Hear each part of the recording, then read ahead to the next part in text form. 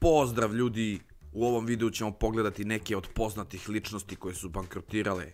Samo zato što ste poznati i zarađujete mnogo para, ne mora da znači da nećete dotaknuti dno života. Ukoliko vam se ovaj video svidi, znate šta da radite, a mi možemo da krenemo. Broj 5. Nicolas Cage. Nicolas Cage je jedan od najpoznatijih hollywoodskih glumaca današnjice.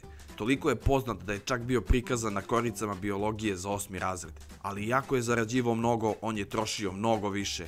Nicolas je obožavao da troši novac na ekstravagantne stvari kao što su luksuzne vile, jahte i ostalo.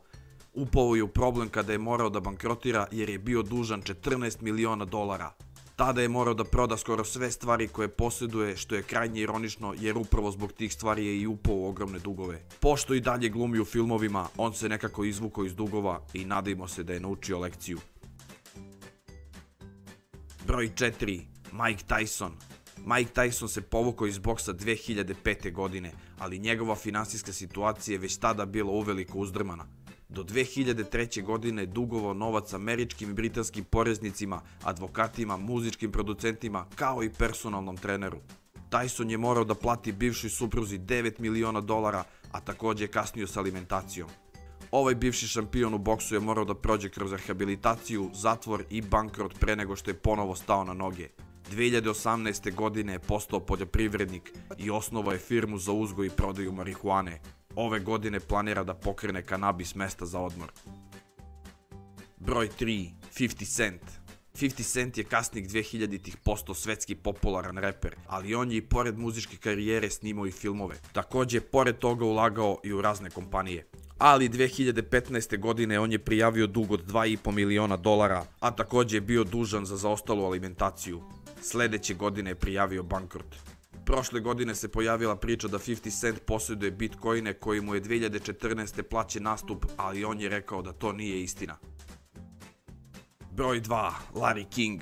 Larry King je višestruko nagrađivani voditelj koji je svoju karijeru počeo pre skoro 70 godina kao radio voditelj. Ali 1971. godine je bio optužen za krađu svog partnera u iznosu od $5.000.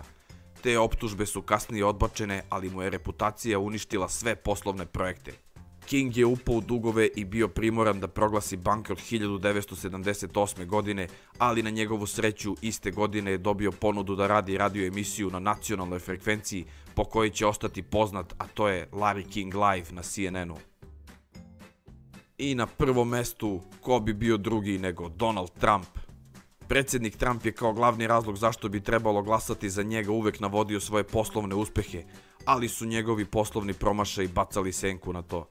Iako Trump nikad nije proglasio lični bankrot, nekoliko njegovih kompanija jeste.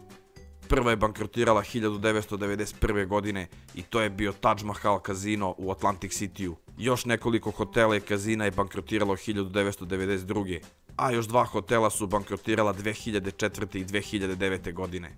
Nakon poslednjeg bankrota Trump je odstupio sa pozicije direktora Trump Hotel i Resorts. Iako su spoljni faktori dosta uticali na propadanje, Trump na sebe nikad nije preuzeo odgovornost.